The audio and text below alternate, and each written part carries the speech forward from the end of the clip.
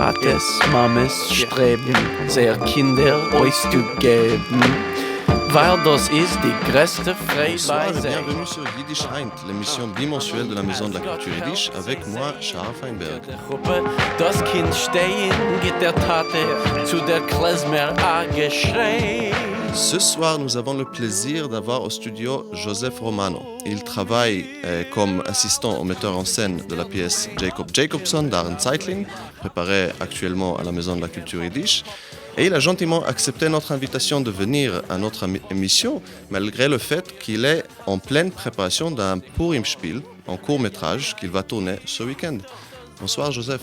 Bonsoir, Shara. On va parler tout à l'heure de ce court-métrage, mais d'abord, entendons un peu comment vous êtes arrivé au Yiddish. Alors d'un point de vue si on s'en prend aux faits, c'est assez un hasard. C'est que il y avait une époque où c'est très bizarre, j'avais un compte Twitter où je suivais juste l'actualité politique et je suis tombé sur quelque chose qui m'a intéressé beaucoup par la suite, c'est les groupes juifs militants. Alors pas tous les groupes juifs militants, mais une certaine catégorie de groupes juifs militants. Et donc je suis tombé sur un groupe qui organisait que je suivais et qui, à l'occasion de Pessa, organisait des seder dans plusieurs endroits du monde. Et évidemment, il y avait Paris. Et donc, j'ai mis mon adresse mail. Et ils m'ont dit, j'ai reçu un message d'une dame qui m'a dit, viens, on organise le Pessar à telle adresse ici, tu es le bienvenu. J'ai hésité à aller parce que je connaissais personne. Et je venais de terminer en plus des concours pour une école. Et donc, j'étais très fatigué. Mais finalement, je suis allé et j'ai rencontré beaucoup de gens. Et en fait, tous presque parlaient yiddish. Et certains fréquentaient la Maison de la Culture Yiddish. Et du coup, par eux, je suis arrivé à la Maison de la Culture Yiddish et je suis arrivé ensuite à Tal qui préparait sa mise en scène. Et vu que j'avais étudié le théâtre pendant 3 ans, la scénographie, j'ai dit au metteur en scène, Tal, que j'avais étudié la scénographie, que s'il avait besoin d'aide, d'un coup de main, et ben, j'étais disponible. Et donc ça, c'était il y a combien de temps ? Alors ça, c'était il y a 2 ans, environ 2 ans, 2-3 ans. Donc, entre 2 ans, vous êtes rentré en plein dedans dans le monde de Yiddish. Maintenant, vous travaillez sur Jacob Jacobson, une pièce assez remarquable aussi. C'est une bonne entrée dans le monde du théâtre Yiddish. Bien sûr. Et la pièce est en préparation depuis 2 ans à peu près, depuis n'est-ce pas ? Depuis 1 an et demi, ouais. 2 ans, ouais, en comptant une partie où j'étais pas là, de rencontres avec les acteurs et de préparation des rôles, ouais, c'est 2 ans.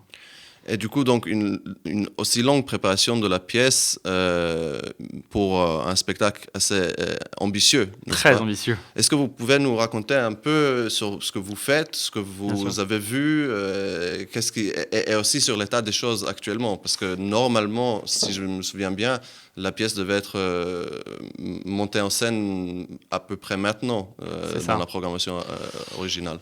Oui, j'ai eu beaucoup de chance parce que quand j'ai rencontré Tal et qu'il m'a dit écoute, viens à la première répétition, peut-être que j'allais tomber sur un projet qui ne me parle pas du tout. Je connaissais rien, je connaissais même pas vraiment Tal, le metteur en scène. Et en fait, ça a été une rencontre géniale parce que je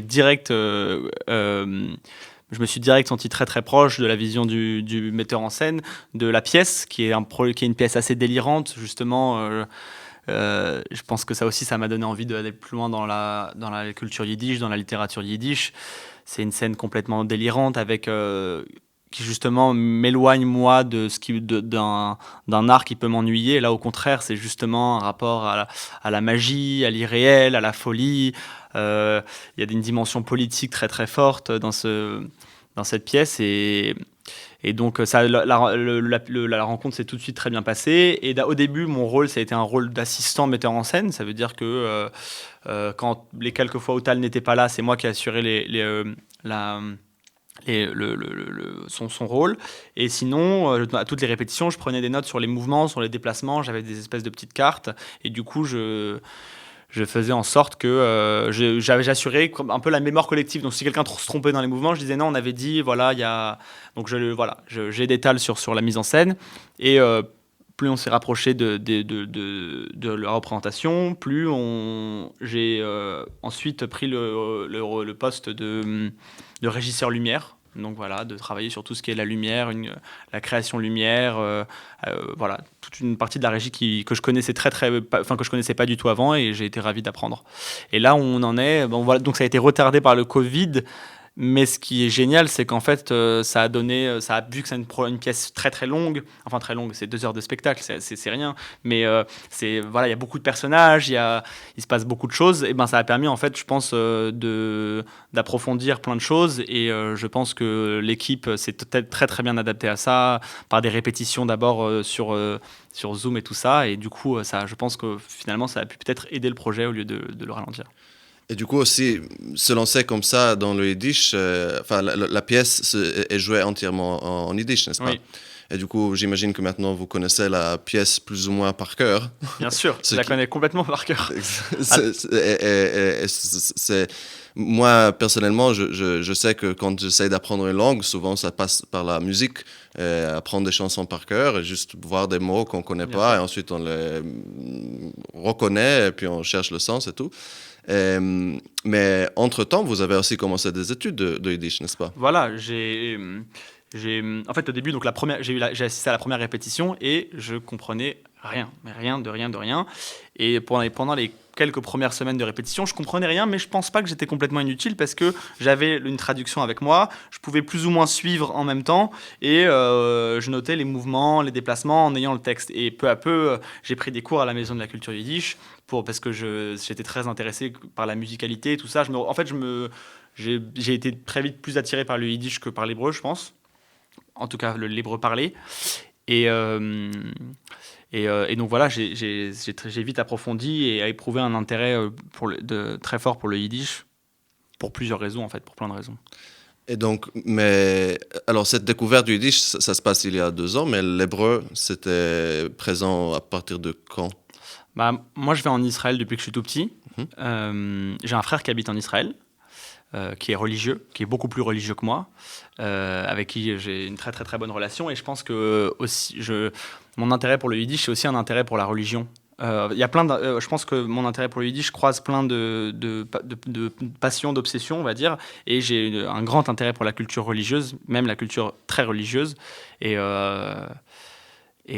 donc voilà, j'ai commencé l'hébreu, je le maîtrise pas, je suis pas bilingue d'hébreu, mais j'entends des mots depuis que je suis tout petit, donc je suis assez à l'aise.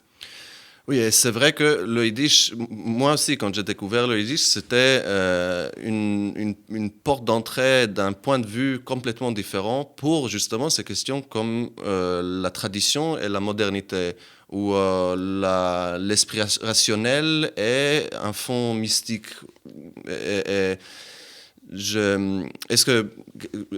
Qu'est-ce que vous avez vu dans votre parcours là-dedans avec le yiddish, ou qu'est-ce que vous avez lu peut-être d'autres dans vos cours de yiddish qui ont à voir avec ça? Bien sûr. Alors déjà, il y a la pièce de Aaron Seitlin qui m'a fait entrer dans du coup, je me suis beaucoup renseigné sur Aaron Seitlin et je connais pas d'équivalent d'Aaron Seitlin dans la littérature ni hébraïque ni même occidentale. Et voilà, c'est exactement comme vous l'avez dit, c'est que c'est un rapport au monde auquel je m'identifiais. Et j'avais essayé de la littérature. J'ai lu quelques livres traduits, parce que je suis pas non plus assez à l'aise en hébreu, de littérature israélienne, et ça me parle beaucoup moins. Je trouve ça beaucoup plus proche de moi et de ce qu'on, en fait, beaucoup plus proche de même si ça a une singularité évidemment et que je ne maîtrise pas et je suis pas spécialiste dans ce domaine, mais c'est beaucoup plus proche de la littérature européenne et occidentale, je trouve. Alors que dans le yiddish, il y a quelque chose justement qui se dérobe d'un autre temps et d'un autre rapport au monde. Et ça m'intéresse beaucoup. Oui, dans la littérature hébreu israélienne, d'abord, c'est territorialisé. Souvent, c'est une littérature d'un État-nation à la fin. Bien sûr. Tandis qu'en yiddish, c'est justement peut-être tout l'intérêt. Enfin, il y a beaucoup de gens qui trouvent justement cet aspect dans le yiddish. Peut-être la première attraction. C'est totalement ouvert. Je ne sais pas si vous connaissez l'histoire de ce terme Yiddishland.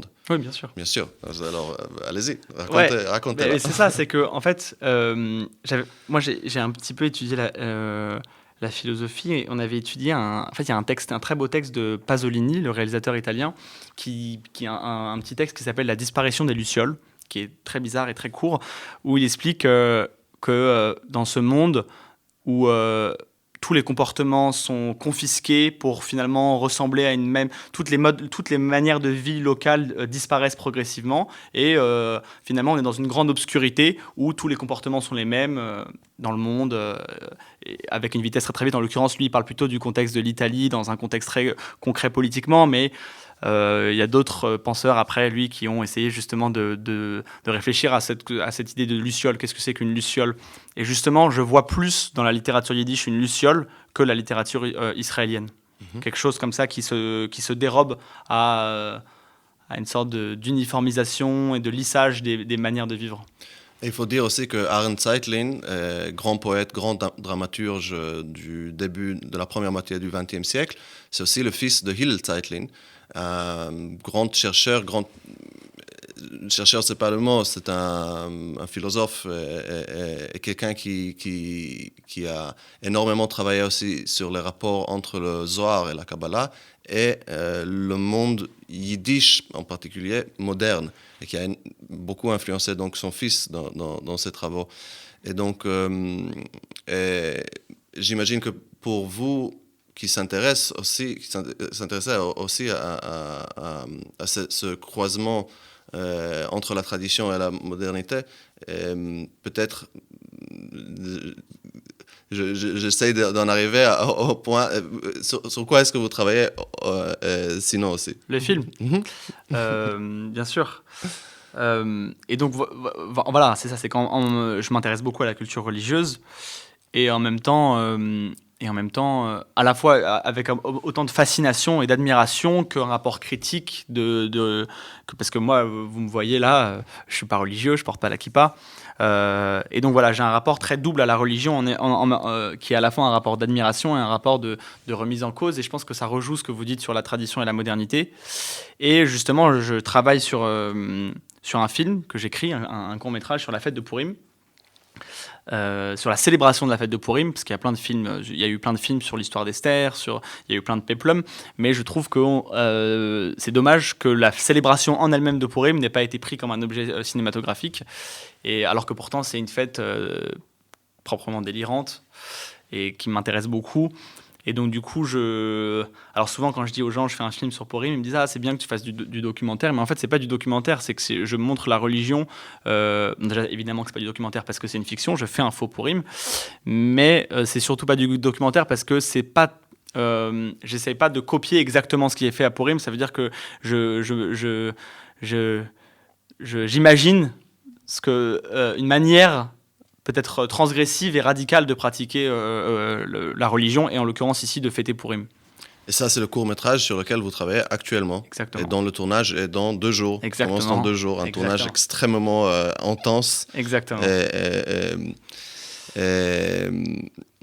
Et quand est-ce que vous avez eu l'idée de ce court-métrage? Puisque vous avez, avant d'intégrer la Maison de la Culture Yiddish, vous avez commencé avec un premier court-métrage, n'est-ce pas?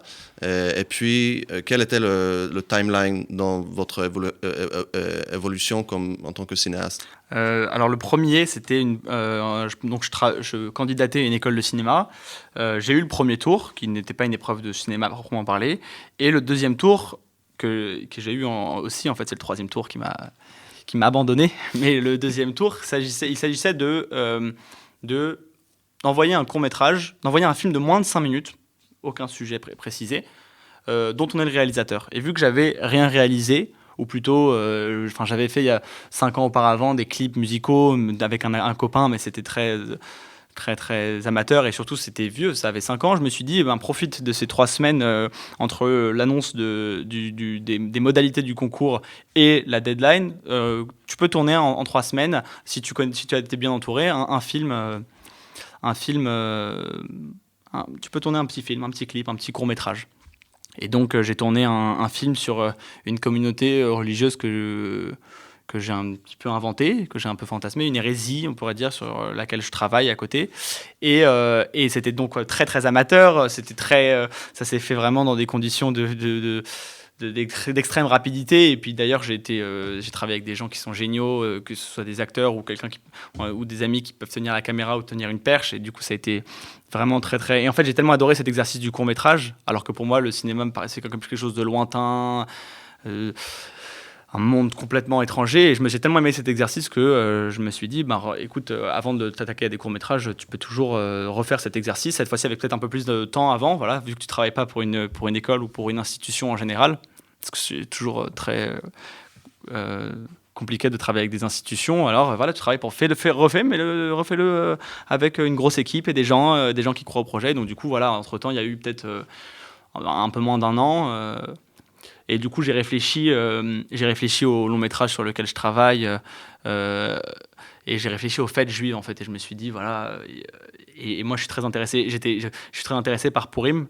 Et je me suis dit, voilà, c'est l'occasion de travailler sur ça directement. Et au lieu que ce soit une scène, que ce soit une scène que Purim ne soit juste une scène d'un long métrage, une scène de 5-10 minutes, je consacre un objet à part entière à Purim. Vous avez dit que vous travaillez sur un long métrage aussi. Oui. Donc ce projet est né de ce monde-là. Est-ce que... Alors le premier film est vraiment une sorte le premier film que j'ai fait pour l'école de cinéma est vraiment une sorte de maquette du long métrage. Et celui le Purim, c'était parti comme étant une scène de ce long métrage et finalement ça a pris son indépendance. Et pourquoi Purim? C'est-à-dire, je peux voir peut-être, mais qu'est-ce qui est là qui vous a attiré? Alors déjà, d'un point de vue très concret, c'est que Purim, il y a des traditions à Purim folkloriques, extravagantes qui, moi, m'intéressent beaucoup d'un point de vue esthétique et même d'un point de vue politique. Voilà, le déguisement.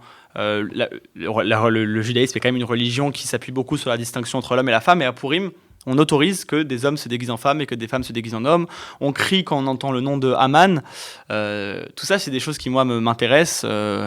Justement, je suis parfois assez déçu.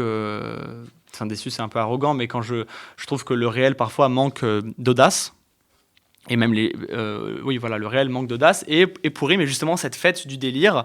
Et ça permettait pour moi, vu que c'est la fête de tous les possibles, la fête du renversement, d'ancrer un peu d'irréalisme dans le réalisme. Ça veut dire que c'est une fête qui existe et qui est vraiment ancrée dans le calendrier juif, mais à l'intérieur de laquelle tout peut se passer.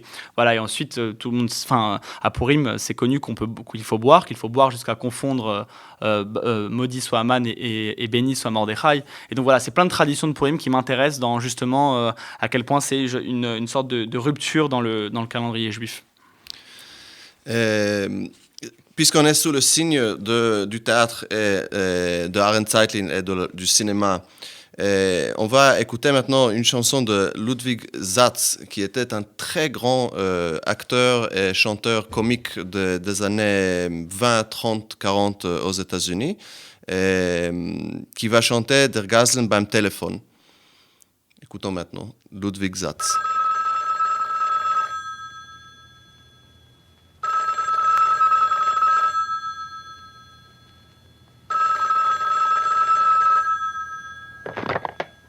Hello? Hello? Hey, who's that? For goodness sake. Oh, Joe!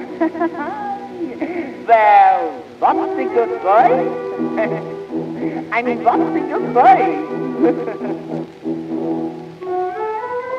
Oh, you heard? Yeah. Huh? Yeah. Oh, don't ask me. Oh, certainly. Oh, God. Well, ich bin gewesen Anna. Oh, Anna. A Mensch muss das kriegen, Klapser, no, yes. And play your machen, mit mir feuerlich, und es lässt mir verliefen, in Leutler, in Gaslin, play ich Herne jedes Mal. Aber jetzt,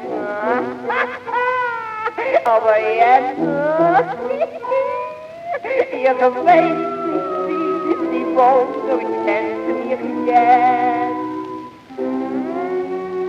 Oh, why? Oh, well, if you look at my wife, you'll have to kiss me. Well, listen here, Schindler, will you go away from me? But I want you to... Schindler, will you go away from here? Who's the boss here? See me? See I? Yes, but I want to tell you something. Please, Prince Leia, if I say once that a young couple must live in separation, they must live in separation. But I will police Prince Leia. Who is the boss here? My voice must be institution. I mean constitution. Because here we are selbstständig. They are selbstständig. Annette E.L.B. Selbstständig. Oh God, selbstständig. How shall I tell it to you? Am Schloss doch Kennur, die Stadtler auf dem Kopf. Brecht mit ihm steht, zu brecht baut das Kopf. In Will mit ihm des Augen, der langt Feuer Schloss. Selbstständigkeit. No, Selbstständigkeit. Oh God, also ehrlich, C'était donc Ludwig Zatz avec le Gazlen, le type qui essaie de vous arnaquer au téléphone. Vous écoutez Yiddish Heint, l'émission bimensuelle de la Maison de la Culture Yiddish. Quelques actualités avant de continuer avec la conversation avec Joseph Romano. Dans les 2 semaines à venir, à la Maison de la Culture Yiddish, on va participer aux Nuits de la Lecture. Ce sera samedi le 23 janvier. Il y aura 2 sessions, 2 séances. La première commencera à 18h le soir, où vous aurez l'occasion de poser toutes les questions que vous voulez sur la littérature yiddish. Des questions à préparer à l'avance, à envoyer, et qui seront ensuite discutées par Yitzhak Niborski et Natalia Krenitska. Ensuite, à 20h, vous pourrez lire un passage que vous aimez. Le jeudi 28 janvier, il va y avoir une rencontre sur Zoom pour la nouvelle parution de Weizmann 2 d'Aaron Zeitlin, qu'on discute ce soir. Et à la fin du mois, samedi le 30 janvier, une rencontre avec Gilles Rosier, un co-animateur de Yiddish Heint, sur la vie parisienne yiddish. Rebonsoir Joseph. Bonsoir. Romano. On était en train de parler donc de tout ce que vous faites dans votre vie, mais qu'est-ce que vous avez en dehors du Yiddish? Qu'est-ce que vous faites dans la vie réelle qui manque d'audace? Voilà. Alors dans le réel qui manque d'audace, non, je suis à côté, je suis à l'université. Je suis à l'EHESS, donc une école de recherche en sciences sociales, et donc c'est une école pendant laquelle pendant 2 ans, on fait un sujet, une sorte de thèse, une sorte de petite thèse pendant 2 ans. Et donc moi je travaille, et c'est un sujet d'ailleurs que j'aimerais bien transformer. Je suis dans un master qui est un master de images et culture visuelle, parce que j'aimerais beaucoup transformer cette thèse, ce travail de recherche en documentaire vidéo. Et moi, mon sujet de recherche, je travaille sur Tel Aviv, et j'essaye. Alors, le sujet initial, la formule compliquée et longue du sujet initial, c'était dans quelle mesure Tel Aviv n'est ni une ville juive ni une ville arabe, mais l'importation au Moyen-Orient de la ville futuriste rêvée par l'Occident dans les années 20. Bon, ça, c'est la formule universitaire, mais concrètement... il y a beaucoup à décortiquer ouais, là-dedans. Voilà, il y a 20 sujets dans un même sujet. Jamais j'arriverai à traiter de tous les sujets qu'évoque ce sujet. Mais ce qui m'intéresse, moi, c'est l'influence de la ville sur les corps et sur la manière de bouger les corps dans l'espace. Et j'ai travaillé donc sur un écrivain, Henri Lefebvre, qui s'intéresse beaucoup pas du tout à Tel Aviv. Lui, justement, il jamais parlé de Tel Aviv, mais il s'intéresse à l'influence de la ville européenne sur les corps. Et justement, il dit que dans la ville, déjà la ville, tout devient ville, même la campagne, dans la campagne, on commence à habiter comme dans la ville. Et justement, la ville, c'est quoi? C'est il s'intéresse aux villes modernes qui sont faites très rapidement. On va d'un point A à un point B sans se rencontrer. La ville est toute pareille, par opposition au village, l'œuvre du temps, où il y a des quartiers différents, et il y a un usage de l'espace. Et voilà, et en étudiant, et je me suis beaucoup intéressé à toute cette théorie de la ville, et vu que j'allais beaucoup à Tel Aviv, je me posais ces questions par rapport à Tel Aviv. J'essayais de confronter ces questions par rapport à Tel Aviv. Tel Aviv, c'est compliqué parce que c'est à la fois C'est pas en Europe, c'est au Moyen-Orient, ça a été fait par des Juifs, mais en même temps ça a été fait par des Allemands, donc c'est compliqué. Toutes ces questions se posent. Et je pense que ça dépend des quartiers à Tel Aviv. Voilà, il y a des quartiers où il y a une manière d'habiter l'espace, que ce soit des quartiers religieux.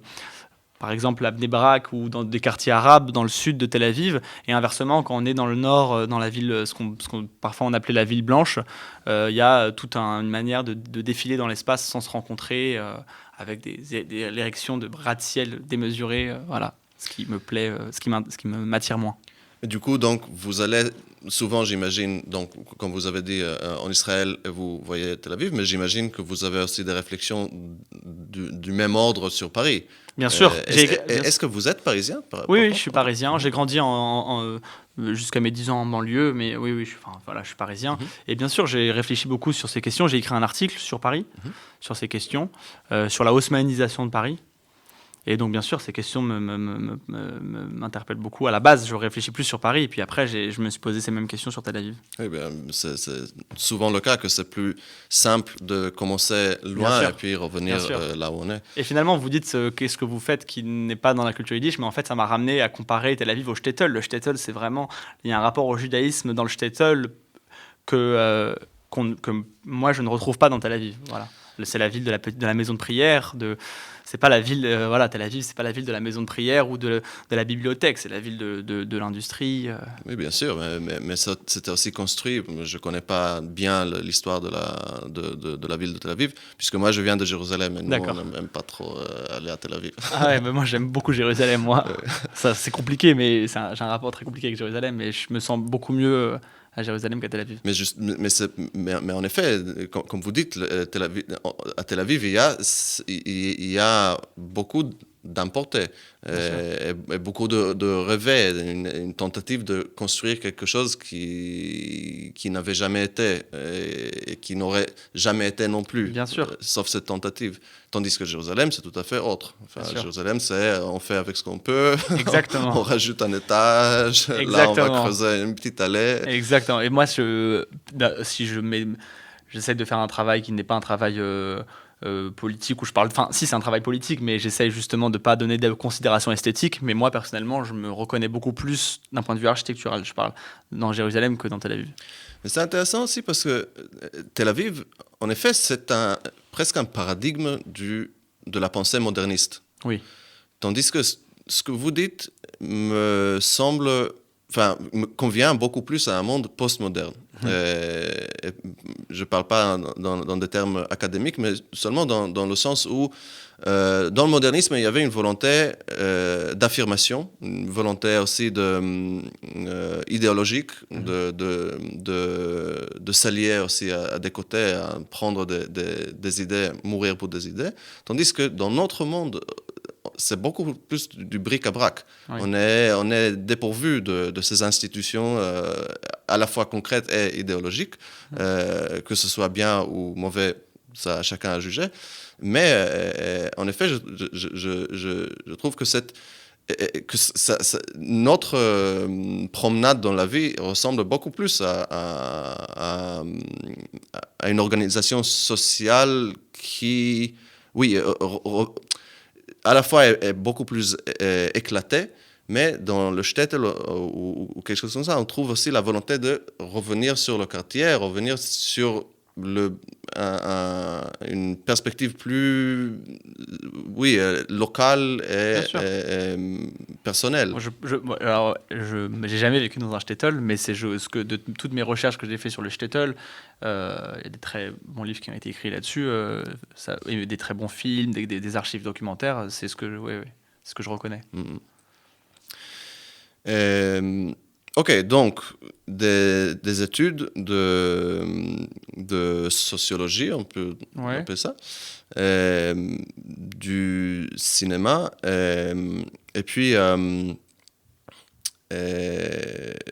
et donc quels sont vos projets avec le Yiddish? Enfin, qu'est-ce que vous voyez? Comment le Yiddish, pour revenir à notre premier sujet, dans quel sens vous voyez votre intérêt évoluer dans le Yiddish, la littérature Yiddish et la pensée autour du Yiddish? J'aimerais beaucoup, j'écris, j'aimerais beaucoup faire des films en yiddish, des films qui intègrent du yiddish, des films qui sont mis en yiddish, mis en une autre langue. Ça peut être en français, mais ça peut être aussi en italien. La confrontation est toujours intéressante, mais voilà, le yiddish m'intéresse beaucoup, ou même adapter des nouvelles qui ont été écrites en yiddish. Et ça m'est arrivé plusieurs fois de lire un texte, alors en français, mon niveau du yiddish n'est pas encore assez suffisant pour lire un texte intégralement en yiddish, mais de lire un texte traduit et de me dire, mais ce serait génial de l'avoir au cinéma, cette nouvelle. Oui, c'est vrai que l'adaptation, il y a tellement c'est une richesse Bien sûr. incroyable, la littérature yiddish, pour l'adaptation de toutes sortes. Bien sûr. Et par ailleurs, le court-métrage, est-ce qu'il sera en français ou en yiddish? Alors le court-métrage est, on va dire, il est donc les deux. Il y a plus de français, mais il y a 30-40% de yiddish. Et pour le yiddish, vous avez été sans doute confronté à cette question entre le yiddish tel qu'il est parlé par des locuteurs natifs et le yiddish avec l'accent standardisé Ivo. Est-ce que ça vous a posé des problèmes ou des questionnements? Ça m'a posé beaucoup de problèmes, mais dans le bon sens du problème. Quand j'ai commencé à apprendre le yiddish, j'étais pas du tout instruit de ces questions-là. Je pensais que voilà, il y avait le yiddish et en fait, j'ai appris, même dans la mise en scène, en fait, chaque acteur, je parle un yiddish complètement différent. Là, il y en a qui parlent le yiddish celui que j'apprends, d'autres qui parlent un yiddish beaucoup plus polonais, d'autres qui parlent un yiddish même russe. Et du coup, il y a plein de yiddish. Et en travaillant sur mon film, j'ai justement travaillé sur plusieurs personnages qui sont tous différents et j'ai essayé à l'échelle de ce projet d'avoir un, deux ou trois manières de parler le yiddish et donc un, deux ou trois personnages qui ont un passé différent. Donc du coup, au lieu de chercher une espèce d'authenticité fabriquée, vous voulez créer quelque chose qui se tient comme un monde indépendant. Voilà. Une communauté qui pourrait exister, mais voilà, on pourrait dire une communauté inspirée de faits irréels, mais qui pourrait exister et qui... j'ai fait un grand travail aussi de recherche sur des traditions de Purim qui auraient pu être perdues, qui sont perdues ou qui se sont soit estompées à travers le temps, soit dans les communautés libérales, que les libéraux ne font plus du tout. Et en fait, il y a un inventaire incroyable de traditions. Et comme quoi, par exemple? Alors, donc, dans les traditions... Alors, il y a des traditions ashkénazes et séfarades qui sont très, très différentes. Voilà, je voulais justement vous poser la question par rapport à ça aussi. Est-ce que vous êtes d'accord de mélanger ou est-ce que vous êtes un puriste dans votre travail de fiction? Alors ça, c'est une vraie question que je me suis posée. C'est aussi des conflits que j'ai eus, d'ailleurs, très récemment au téléphone, justement dans ce film-là.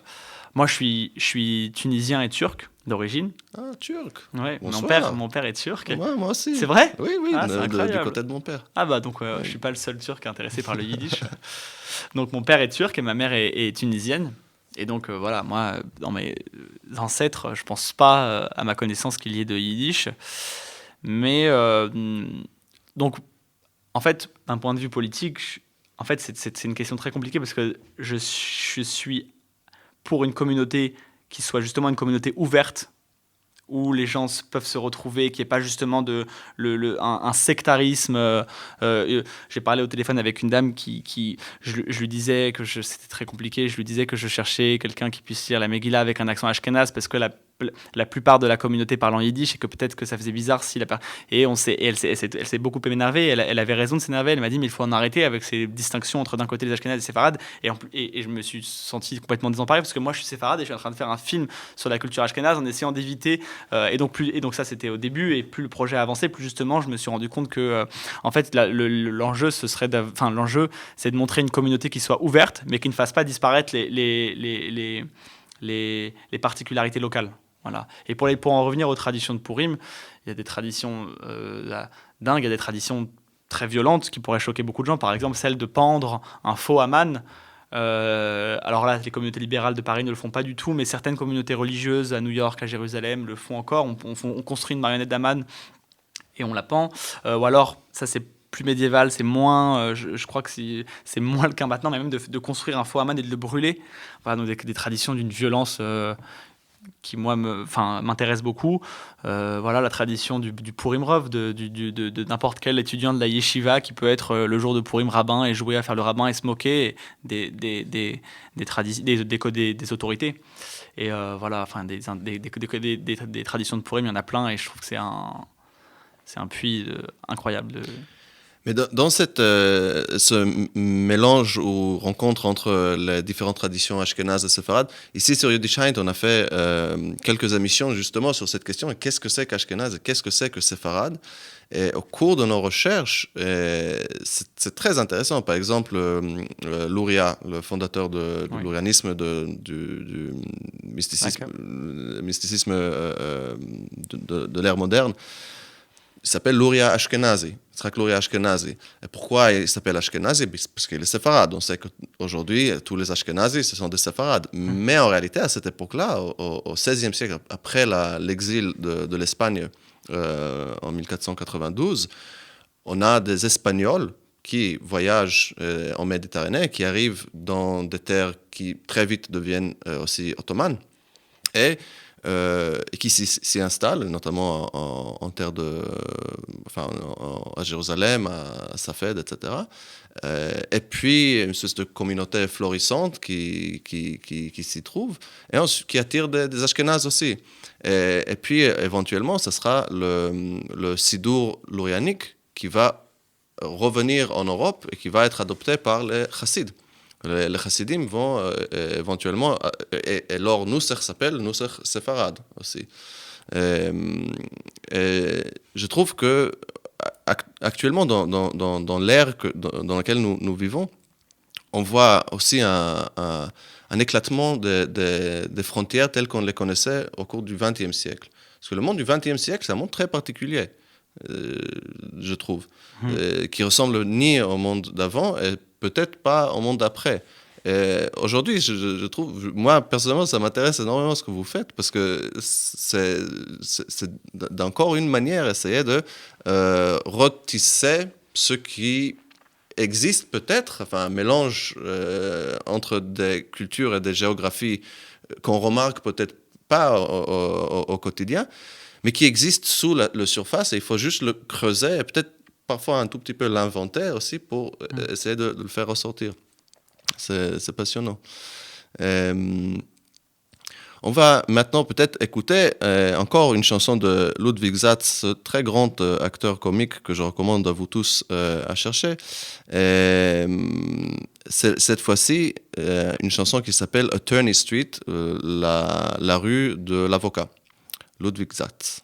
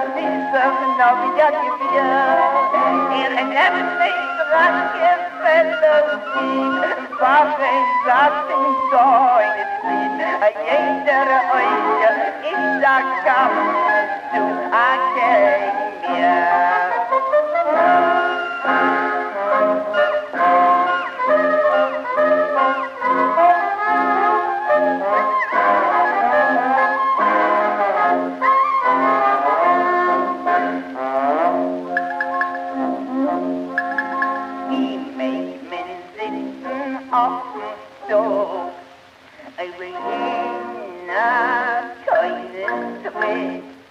Die Bauten gab es im Winterhof, über jener Teufel drin.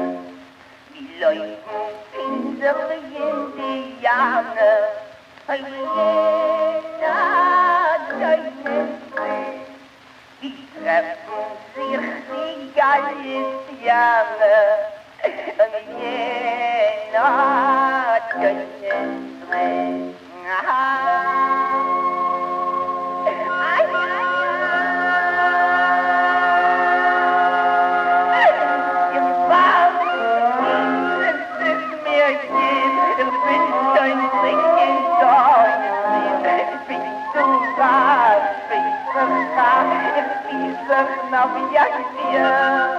Ihre Namen nicht was gefällt das Lied, was in Waffen Zeug ist. Ein echtere Eide ist das Schaffen zu erkennen mir.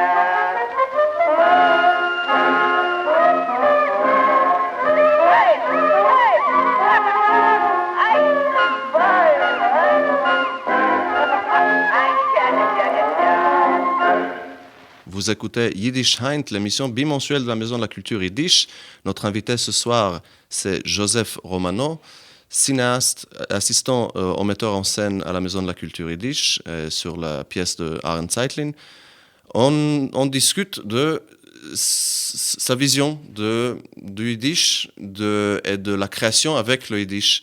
Et on a commencé cette émission à parler un peu de votre rapport, comment vous avez rencontré le Yiddish et de votre rapport à la religion. Peut-être qu'on peut terminer là-dessus aussi. Bien sûr.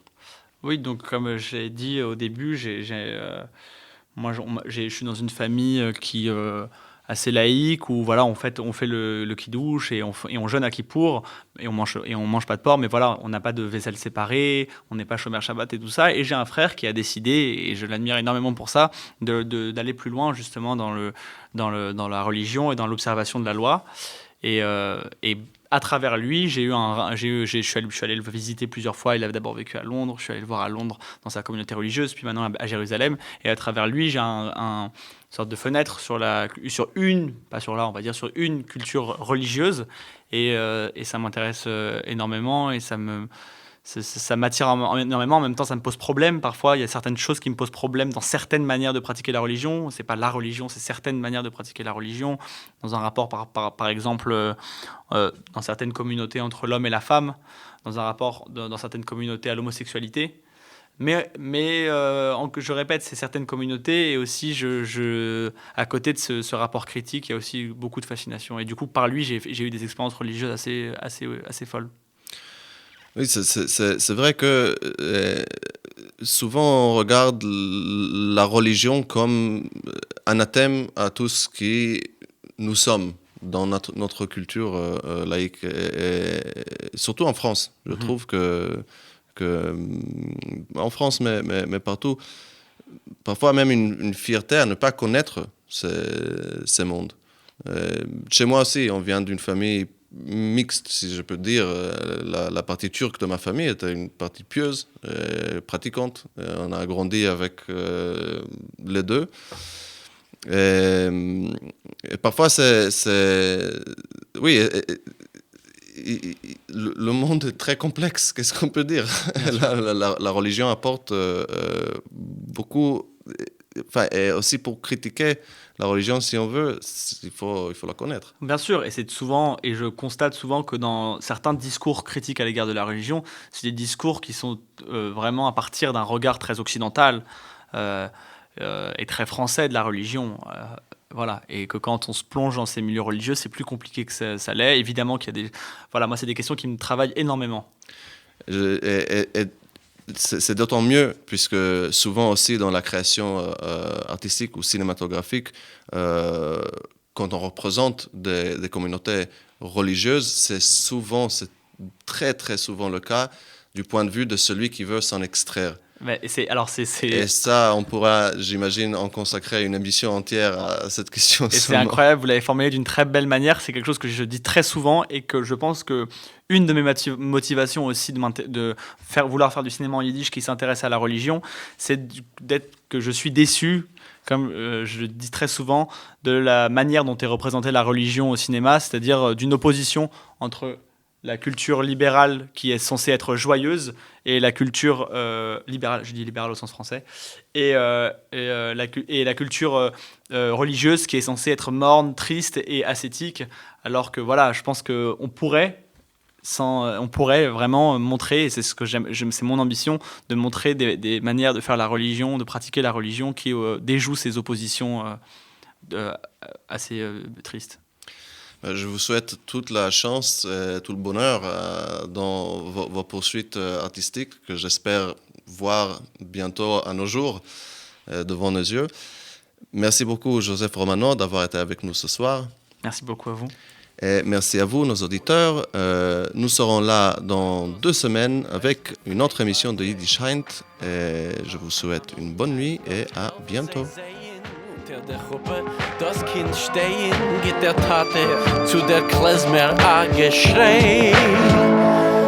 Nu lo mir alle tanzen, it's der Duet. Hop, kille a Freilach. Kille, nu geher hop, hop, hop, hop. Das ganze Leben hat der Welt die Bobkille. Nu lo mir gehen a tanzen, wie lang es los ich noch. Ai, ai, ai, doch das so geht. Lass mir alle tanzen, du in der Rhythm. Oi, oi, oi, geht. Doch das so geht. Mädel nehmen a Bocher und tanz mit ihm. Nu, lass mir alle tanzen, jetzt stell du Hopkille. A Freilach Hopkille. Du, geh her hop, hop, hop, hop. Das ganze Leben hat der Welt nie Hopkille. Das ganze Leben ist doch nie